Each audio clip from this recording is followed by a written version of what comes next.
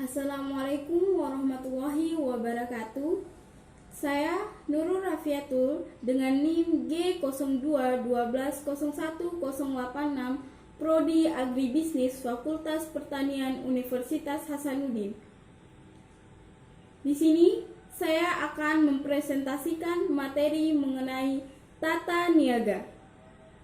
Adapun sasaran pembelajaran yaitu mampu menjelaskan dan memahami tata niaga pertanian atau pemasaran pertanian.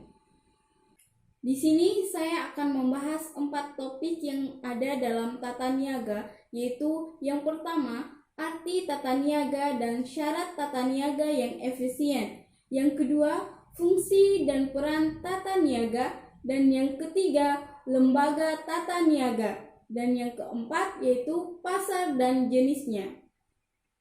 Baik, langsung saja dalam materinya. Apa sih itu tata niaga? Tata niaga adalah semua kegiatan yang bertujuan untuk memperlancar arus barang dan jasa dari produsen ke konsumen secara paling efisien dengan maksud untuk mencapai permintaan yang efektif. Sistem tata niaga dianggap efisien apabila memenuhi 2 syarat, yaitu syarat yang pertama, mampu menyampaikan hasil-hasil dari petani produsen kepada konsumen dengan biaya semurah-murahnya. Yang kedua, mampu mengadakan pembagian yang adil dari keseluruhan harga yang dibayar konsumen terakhir kepada semua pihak yang ikut serta di dalam kegiatan produksi dan tata niaga barang itu. Poin selanjutnya yaitu fungsi tata niaga pertanian. Tata niaga memiliki fungsi dan penyaluran produk hasil pertanian dari tangan produsen ke tangan konsumen, yaitu ada 3. Yang pertama, fungsi pertukaran. Yang kedua, fungsi fisik. Yang ketiga, fungsi fasilitas. Fungsi pertukaran. Fungsi pertukaran adalah semua tindakan untuk memperlancar pemindahan hak milik atau barang dan jasa. Fungsi pertukaran terbagi menjadi 2, yaitu fungsi penjualan dan fungsi pembelian.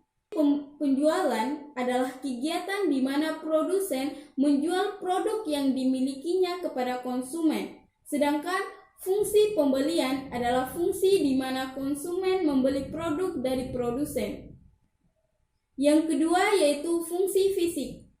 Semua tindakan atau perlakuan terhadap barang sehingga memperoleh kegunaan tempat dan waktu disebut dengan fungsi fisik. Fungsi fisik terdiri atas 2, yaitu fungsi penyimpanan dan fungsi pengangkutan. Fungsi penyimpanan diperlukan untuk menyimpan barang selama waktu tertentu antara barang dihasilkan sampai dijual. Kadang-kadang perlu ada pengolahan lebih lanjut terhadap barang tersebut.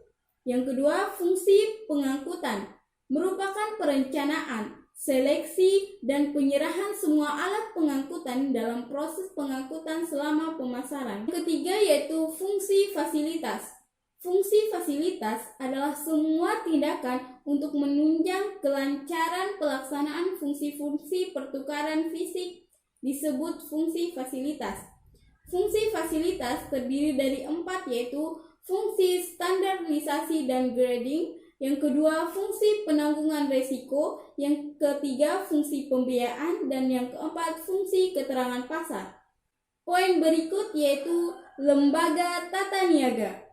Lembaga pemasaran pertanian adalah badan yang menyelenggarakan kegiatan pemasaran, menyalurkan barang dan jasa dari produsen ke konsumen. Pasar produk pertanian sekarang mengalami perkembangan yang pesat, yaitu menjadi pasar modern antara lain dengan hadirnya supermarket di berbagai daerah.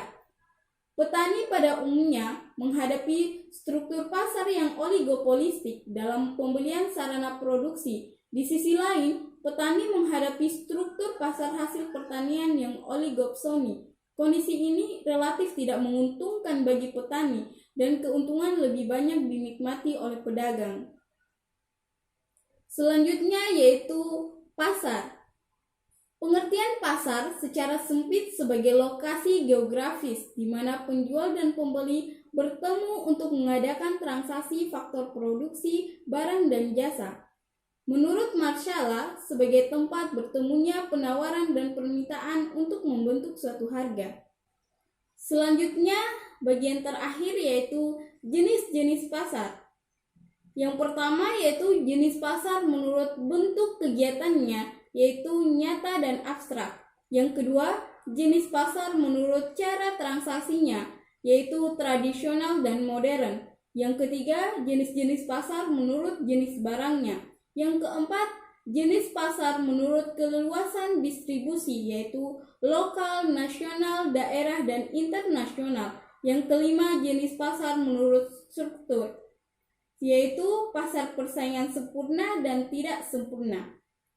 Demikian pemaparan materi dari saya.